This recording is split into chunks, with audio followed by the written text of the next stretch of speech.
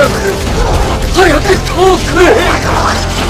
तो यहाँ पे सोलो लेवलिंग के आज के एपिसोड को देखने बाद यहाँ पे सभी लोगों की बोलती पूरी तरीके से बंद हो चुकी है। इवन सभी लोगों की छोड़ो, यहाँ पर मेरी बोलती खुद बंद हो गई इस एपिसोड को देखने बाद, क्योंकि ये सोलो लेवलिंग का एक ऐसा एपिसोड बन चुका है जिसको देखने बाद सोलो लेवलिंग के मानवा फैंस, एनिमे फैंस सब यहाँ पर शॉक में। एंड क्या हुआ है क्या नहीं आज हम लोग इसके बारे में बात करेंगे, बट साथ ही में एनिमे जापान इवेंट के भी कुछ बड़े अपडेट्स के बारे में बात करेंगे। तो मेरे हिसाब से ज्यादा बातों में टाइम वेस्ट करने से अच्छा यहाँ पे हम लोग अपने सबसे पहले टॉपिक के ऊपर बढ़े, जो आता है अपने सोलो लेवलिंग के लेटेस्ट एपिसोड को लेकर। And this episode is actually fucking cinema, because इस एपिसोड के अंदर एनिमेशन का ऐसा लेवल हमें देखने मिला है जो सोलो लेवलिंग के अभी तक के किसी भी एपिसोड के अंदर देखने को नहीं मिला था। एंड इस एपिसोड के अंदर जैसे ही जिन्वू अपना जेजू आइलैंड पहुंच जाता है, वैसे यहाँ पे जिन्वू का सामना होता है एंड किंग बेरू से। एंड यहाँ पे एंड किंग बेरू के साथ जो फाइट देखने मिली है वो एक्चुअली में पूरी तरीके से फिनोमिनल थी, क्योंकि मानवा रीडर्स बहुत ज्यादा कंप्लेन करते हैं कि इसकी एनिमेशन अच्छी नहीं है, यहाँ पे एनिमेशन खराब कर दी। बट मैं इतना ही कहना चाहूंगा कि इस एपिसोड को लेकर अगर कोई भी कंप्लेन करता है तो वो बहुत बड़ा बेवकूफ होगा, क्योंकि इस एपिसोड को प्रोसेस करने में मेरे दिमाग की हालत खराब हो गई। मतलब सारे सीन्स किस तरीके से जल्दी जल्दी में निकलते जा रहे। यहाँ पे इस एपिसोड को मैंने देखना स्टार्ट किया तो मैं इस एपिसोड में इतना ज्यादा खो गया कि मुझे पता ही नहीं चला कि एपिसोड कब स्टार्ट हुआ कब खत्म हुआ। एंड अगर इस एपिसोड को लेकर फिर भी कोई कंप्लेन करता है तो वो क्लिफ हैंगर को लेकर ही कंप्लेन करना चाहिए, क्योंकि सच कह रहा हूँ ये episode peak fiction absolute cinema सब कुछ था। यहाँ पे इस एपिसोड के अंदर ऐसा कुछ है ही नहीं जिसके लिए मैं कंप्लेन करूँ। यहाँ पे सारी चीजों में A1 पिक्चर स्टूडियो ने बहुत अच्छे तरीके से कुक किया। एंड इवन बेरू के सीन के बारे में बात करें तो बेरू का जो पावर अप वाला सीन था वो भी यहाँ पे काफी ज्यादा कमाल का था। एंड इसके साथ ही में इन लोगों ने OST भी ऐड कर दिया, जहाँ पे OST के साथ ये वाला जो एपिसोड था वो और भी ज्यादा इंसेन चला गया। एंड सोलो लेवलिंग का जब मैं एपिसोड देख रहा था तब मेरी आंखें खुली की खुली रह गई थी, क्योंकि इसकी ब्यूटीफुल एनिमेशन आपको आपकी पलक झपकाने नहीं देगी। एंड यहाँ पे आप लोग यही सोच रहे होगे कि इस एपिसोड का एनिमेशन यहाँ पे इतना अच्छा कैसे चला गया है, तो यहाँ पे इसका रीजन सिंपल है। यहाँ पे जिन्वू वर्सेस करगालगन की फाइट हमें जो देखने मिली थी और साथ ही में बारन की फाइट, सो यहाँ पे उन दोनों ही फाइट को जो एनिमेटर्स ने एनिमेट किया था उन्होंने ही बेरू के एपिसोड को भी एनिमेट किया है। एंड इसी वजह से मैं अभी से कहता हूँ ये सोलो लेवलिंग का जो एपिसोड हम लोगों ने कल विटनेस किया था वो यहाँ पे सोलो लेवलिंग का अभी तक का बेस्ट एपिसोड है। एंड सच कहूँ तो इस एपिसोड की तारीफ मैं इतनी ज्यादा कर रहा हूँ क्योंकि यहाँ पे ये एपिसोड डिजर्व तो करता ही है। साथ ही में A1 पिक्चर्स ने जो एनिमेशन प्रोवाइड करवाया है उसको देखकर सिर्फ मैं ही नहीं पूरी दुनिया यहाँ पे हिल चुकी है, क्योंकि यहाँ पे यूएस के अंदर, इंडिया के अंदर सब जगह सोलो लेवलिंग ट्विटर के ऊपर ट्रेंड कर रहा था। एंड अगर ये काफी नहीं है तो मैं बताना चाहूंगा कि सोलो लेवलिंग सीजन 2 का जो एपिसोड 12 ड्रॉप हुआ है उसने यहाँ पे अपना रिकॉर्ड वापस से ब्रेक कर दिया, जहाँ पे इस एपिसोड को 1 घंटे 20 मिनट के अंदर 100K लाइक्स मिल गए, जो यहाँ पे किसी भी एनिमे के लिए ये रिकॉर्ड बना पाना बहुत ही ज्यादा मुश्किल, क्या इम्पॉसिबल है। एंड ये काफी नहीं है तो यहाँ पे मैं आपको बताना चाहूंगा कि इस एपिसोड ने यहाँ पे मल्टीपल सर्वर्स को भी क्रैश कर दिया। एंड सर्वर छोड़ो, यहाँ पे मेरा दिमाग खुद क्रैश हो रखा था इस एपिसोड को देखने के बाद। तो यहाँ पे क्रंचीरोल और बाकी के सर्वर किस तरीके से मैनेज कर रहे थे इस एपिसोड को, उसको लेकर मैं ज्यादा दिमाग नहीं लगाना चाहूंगा। एंड मेरे हिसाब से तो ये इस साल का बेस्ट एनिमे एपिसोड है जो अभी तक हम लोगों ने विटनेस किया। और इसीलिए अब जहां तक रेटिंग की बात रहेगी इस एपिसोड को मैं कितनी रेटिंग देना चाहूंगा, तो यहाँ पे बिना किसी डाउट के मैं इस एपिसोड को 10 आउट ऑफ 10 की रेटिंग दूंगा। एंड यहाँ पे ये रेटिंग मैं तभी देता हूँ जब किसी एपिसोड के अंदर किसी भी चीज की कमी ना हो। इसलिए आप लोग सोलो लेवलिंग सीजन 2 के इस एपिसोड को कितनी रेटिंग देना चाहोगे वो आप लोग मुझे कमेंट में जाके जरूर बता देना। And solo levelling, peak levelling, sakuga levelling, record levelling, सब तरह के लेवलिंग बनने के बाद अब जरा बात करें सोलो लेवलिंग के फाइनल एपिसोड के बारे में। एंड इसी मौके पर यहाँ पे सोलो लेवलिंग वालों ने इसका हाइप ट्रेलर भी रिलीज कर दिया। एंड इस ट्रेलर के साथ कंफर्म कर दिया गया कि सोलो लेवलिंग सीजन 2 का फाइनल एपिसोड जो होगा वो हम लोग को 29 मार्च को देखने मिलेगा। एंड इसी दिन हमें सोलो लेवलिंग को गुड बाय भी बोलना पड़ेगा, बट डोंट वरी, यहाँ पे सीजन 3 की अनाउंसमेंट जैसी हो जाएगी वैसी मैं आप लोगों को सबसे पहले बताऊंगा। सो मेक श्योर आप लोग चैनल को फटाफट जाके सब्सक्राइब कर लो अगर अभी तक नहीं किया है तो। एंड अब इन सब चीजों के अलावा अब हम लोग जरा बात कर ले अपने एनिमे जापान इवेंट के बारे में, क्योंकि एनिमे जापान इवेंट अभी भी चल रहा है। एंड यहाँ पे अभी भी हम लोग को बहुत सारे बड़े बड़े एनिमे न्यूज सुनने को मिल रही है। एंड उनमें से ही आज हम लोग बात करें कुछ और भी पॉपुलर एनिमे न्यूज के बारे में जो हम लोग को उस इवेंट के अंदर जानने मिली। जैसे ओशिनोको का जो सीजन 3 होने वाला है तो उसको लेकर हमें एक न्यू टीजर देखने मिला है। एंड यहाँ पे जितने भी ओशिनोको के फैंस है मैं आप लोग बताना चाहूंगा कि ये एनिमे हमें 2026 में देखने मिलेगा। और यहाँ पे मैं आप लोगों को पहले ही क्लियर कर देता हूँ कि ये ओशिनोको का फाइनल सीजन नहीं है, यहाँ पे इसके बाद सीजन 4 भी आएगा। सो मैं होप करता हूँ जो सीजन 4 हो उसके अंदर हम लोग को एंडिंग को थोड़ा सा अच्छे अच्छे तरीके से दिखाया जाए। अब हालांकि इसके बाद हम लोग अपने कुछ दो ऐसे एनिमेस के बारे में बात करें जिनका सीक्वल यहाँ पे कंफर्म हो चुका है, जिसमें सबसे पहला आता है अपने रोरोनी केंशिन का सीजन 3, जिसकी ऑफिशियली तौर पे इसकी अनाउंसमेंट इसके न्यू ट्रेलर के साथ हो गई। एंड इसके अलावा आप लोग एक और एनिमे को लेकर सवाल पूछ रहे थे जिसका नाम है I got a cheat skill in another world. तो यहाँ पे इस एनिमे को लेकर कोई अपडेट आया या नहीं, तो आप लोग चिंता करने की जरूरत नहीं है, क्योंकि यहाँ पे इसका भी एक स्पेशल एपिसोड ऑफिशियली तौर पे कल अनाउंस हुआ था। बट ये तो स्पेशल एपिसोड हो गया, लेकिन जरा बात करें सीजन 2 के बारे में। तो सीजन 2 को लेकर भी आप लोगों को ज्यादा टेंशन लेने की जरूरत नहीं है, क्योंकि लीक से अकॉर्डिंग हमें जानने मिला है जिसका सीजन 2 है वो भी करेंटली प्रोडक्शन में, जिसके लिए आप लोग एक्साइटेड हो या नहीं वो आप लोग मुझे कमेंट में जाके जरूर बता देना। एंड हालांकि ये सारे एनिमेस को तो सीक्वल मिल गया, बट जरा बात करें ब्लू लॉक फैंस के बारे में, जिनको यहाँ पे अपने एनिमे की तो अनाउंसमेंट सुनने को नहीं मिली। बट सच कहूँ तो आप लोगों को इतनी जल्दी हार मानने की जरूरत नहीं है, क्योंकि भले ही ब्लू लॉक का अपडेट हमें एनिमे जापान इवेंट के अंदर सुनने को ना मिला हो, बट ब्लू लॉक एनिमे का जो एगोइस्ट एग्जीबिशन होने वाला है उसके अंदर हम लोग को सीजन 3 के अनाउंसमेंट सुनने को मिल सकती है, क्योंकि ये जो इवेंट होगा वो नेक्स्ट मंथ 26 अप्रैल को होगा। एंड यहाँ पे मैं श्योर होकर कह सकता हूँ कि सीजन 3 का अपडेट हम लोगों को इस इवेंट के अंदर सुनने को मिल जाएगा। अब हालांकि ब्लू लॉक के बारे में हम लोग बात कर रहे हैं तो यहाँ पे ब्लू बॉक्स एनिमे भी पीछे नहीं रह सकता है, क्योंकि यहाँ पे ब्लू बॉक्स एनिमे के साथ भी बिल्कुल वही हुआ, जहाँ पे ब्लू लॉक की तरह ब्लू बॉक्स एनिमे की भी अनाउंसमेंट वगैरह नहीं हुई। भले इसके सीजन 2 की अनाउंसमेंट एनिमे जापान इवेंट के अंदर ना हुई हो, बट ब्लू बॉक्स वालों ने अपडेट दिया है जो इसका फाइनल एपिसोड होगा वो 27 मार्च के दिन तो रिलीज होगा, बट इसके साथ में जो इसकी न्यू इन्फॉर्मेशन होगी वो भी उसी दिन रिवील हो जाएगी। एंड ब्लू बॉक्स फैंस, इसका मतलब आप लोग जानते हो क्या है, यहाँ पे सीजन 2 की जो अनाउंसमेंट होगी वो यहाँ पे 27 मार्च के दिन हो जाएगी। तो यहाँ पे आप लोग भी उम्मीद मत खो,